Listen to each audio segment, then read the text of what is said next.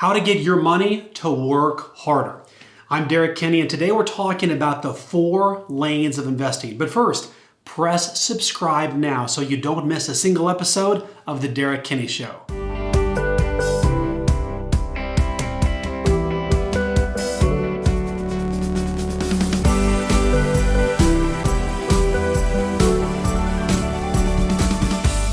I know you work hard for your money. And I want your money to work equally as hard for you.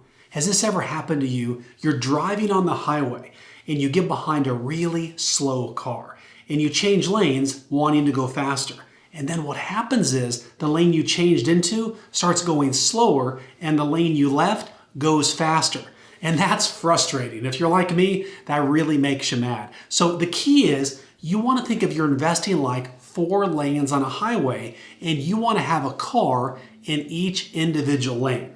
So whether you're the white Honda Accord or you're the fire engine red Ferrari, here's a strategy to supercharge your money.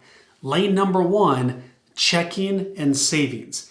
Here you want to park money for opportunities or emergencies that come up. So many people talk about having 6 months of committed living expenses. This is all based on you. If you've got a very conservative job, let's say you're a teacher, and the likelihood of losing your job is very, very low, well, you can afford to keep less in your checking account. If you're an entrepreneur like myself, a business owner, you want to keep more money there because some months are higher, some months are lower. But checking and savings is like an operating account. It's like that revolving door. The money goes in, goes right back out. I'm not as worried about how much interest my checking account gets because the money is not there very long to really enjoy the ride.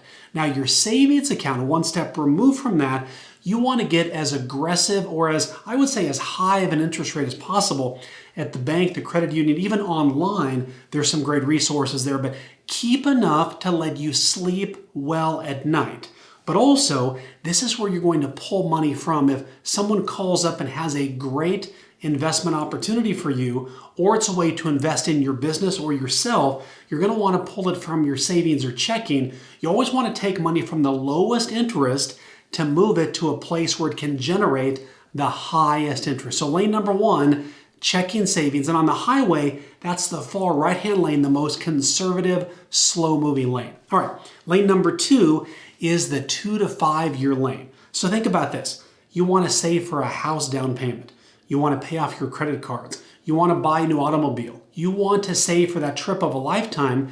It might be a 2 to 5 year savings time frame for that. So this is the lane just next to the checking and savings. And here we're talking about maybe you're getting 2 to 4, maybe 5% interest, and you're parking the money in things that are going to generate some dividends. They might be what's called preferred stock. So if a company ever goes bankrupt, it's the preferred stockholders that get paid before the common stockholders. They can pay pretty attractive dividends. Or real estate investment trusts all over the country. Real estate has been very, very hot. And this doesn't tie up your money like if you have it in a flip or rental property or Airbnb. It's like a stock. You can buy it and sell it. The bottom line is it may be volatile a little bit, but it's going to be more on the conservative side and available if you need it. And the bottom line is you want to set some aggressive goals of saving. If you want to have that house down payment, let's say available in 3 years, you're going to want to divide how much per year do you need to save every year to achieve that goal. The worst possible thing to happen is you're saving for a short-term goal, but you're investing in it like it's a long-term goal and it's too aggressive and the money's not there when you need it because the market's down. You want to avoid that at all costs. Lane number 3 is the retirement lane. So this is that lane, I call it the cruising lane. It's the second lane from the left. And here we're focused on saving for the future. Saving for that point where work is optional and retirement is affordable. It just sounds good saying that, doesn't it? This could be when you're 55, 65, 75, whatever that age is for you, that's custom tailored for you and what it is that you really want. So if you're working for a company, this would be your 401k. If you're self-employed, this could be what's called a SEP, an IRA, a Roth IRA. The bottom line is these are those tax-deferred, tax-friendly vehicles that let your money grow more quickly because they're not taxed every year. They're taxed when you pull the money back out. Now, Also add to that what's called a Roth IRA, which there's no tax benefit on the front end, but it's tax-free when you pull it back out. Now, how would you invest here? I like to recommend the big blue chip dividend paying companies. Think about like the S&P 500. Now, do those stocks ever lose value? Yes. Are they losing value right now? Yes. But over the long term, they rarely go out of business. There's rarely a bankruptcy in the S&P 500. Plus, what you're doing is when you invest there, you're hiring some of the top CEOs of those companies because they're heavily incentivized to make money for the shareholder, you, and to grow the business. So you're basically leveraging their expertise. Also adding in things like the NASDAQ, some other individual blue chip stocks, maybe some bonds to diversify.